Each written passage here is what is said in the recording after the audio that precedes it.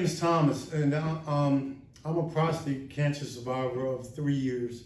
My baby sister died from cancer in July, my baby sister.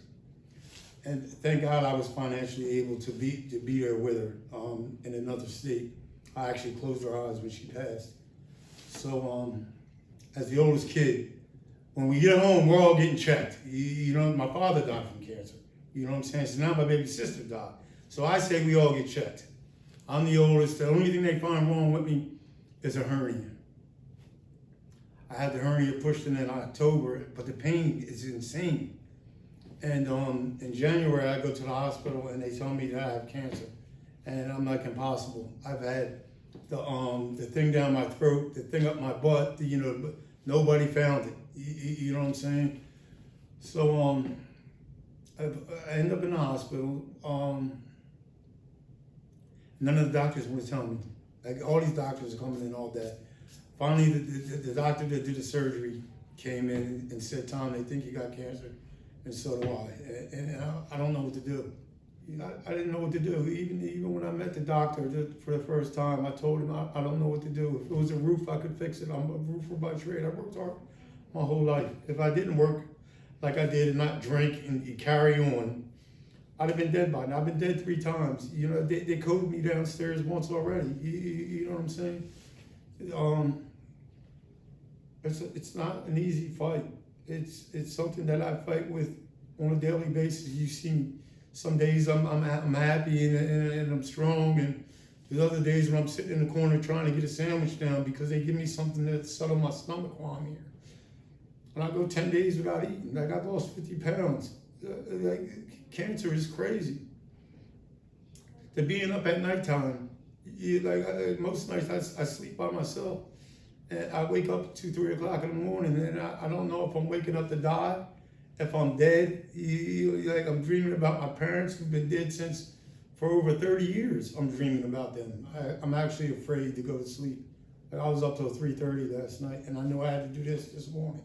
But I lay there and I'm staring at the ceiling, like afraid to go to sleep because I don't know if I'm gonna wake up. I really don't. And I tell everybody that I'm ready. I'm not afraid. You know what I'm saying? It's stuff that I want to do still. But I'm afraid. Truth be told, I'm afraid. I don't want to die. I surely don't want to suffer. You know what I'm saying? And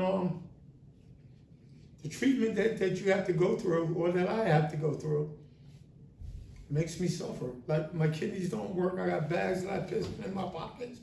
You know what I'm saying? Ain't nothing sexy about this shit. You know what I'm saying? It changes who I am, for sure. The way that I dress, the way that I talk. So I'm walking by here, and I'm walking by here, and I'm walking by here, and I'm reading the flyer upstairs, and I'm walking by here. Finally, one day, I just walked in. I found the courage to walk in, and you were kind enough to ask me who I was, and like, I told them who I was, and I told them what I go through, and they go through the same stuff. It's not male or female. It's the feelings that we go through. It's not being able to sleep at night, not because you're worrying about paying your cell phone bill. You know what I'm saying? Because you might not wake the hell up. You know what I'm saying? And for girls like me, I haven't had eyebrows in almost 2 years. And they'll sew them in and color them in, and they lose their hair, and and I feel bad for them. And all of them, no matter what age they are, they're like my little sisters now. You know what I'm saying? We not only talk in group, but we talk outside of group about life, about life and life's feelings. At this point in my journey, I would for sure be lonely without them, because we talk regularly. You know what I'm saying? Me and a few of the members. Not everybody. You know what I'm saying? But again, everybody's journey is different. You know what I'm saying? If I need to talk to somebody, I know that the phone works 2 ways. I got 2 phones. God damn it, call somebody. Without the group, I'd be lost. I truly would. I would have no one to talk to, understand. It's a hard ride. You know what I'm saying? So scheduling my medicine around the group gets me here. I know that I found some place where I feel like I fit in. And like if the girls don't see me for a couple of days, they come upstairs. You know what I'm saying? To see if I'm here before a group even starts. I fit in here. Without this group, I would be lost. I swear to God, I'd be lost. I don't know who I would talk to. And I'm getting sicker. Like, I was part of the group again before I started treatment this time. Like we were talking about, like, I got it again. I got to fight again. You know what I'm saying? And this was one of the things that I put in my toolbox this time. Like, I didn't have this in my toolbox the first time. The group is now in my toolbox, not just you, but everybody in it. You know what I'm saying? And especially for men, we think we're tougher than everything else.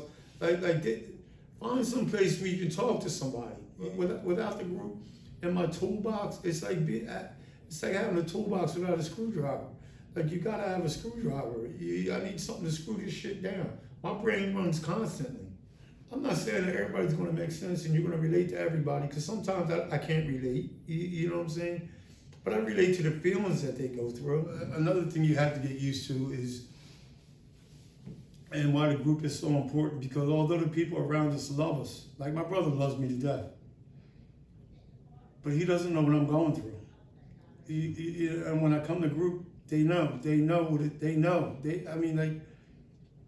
They know what it's like to be up at 3 o'clock in the morning. They know what it's like to do chemo, to not just do chemo, but again, I come here for it. Like, I can stay home and feel better for a little while, maybe a month or so, before I'll be dead. You know what I'm saying?